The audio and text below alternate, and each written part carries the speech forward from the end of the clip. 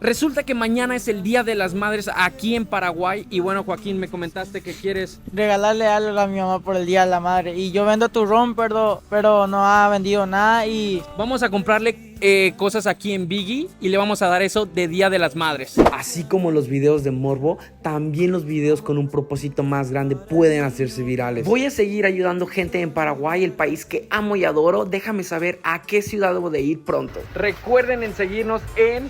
TikTok y en Instagram. ¿Se cumple o no se cumple? Sí, se cumple. Dale. Compadres, ¿ya me están siguiendo en redes sociales? ¿La cervecita les faltan o no? Sí, es verdad. No, esa no. Para que yo pueda seguir financiando estos videos, recuerden seguirme.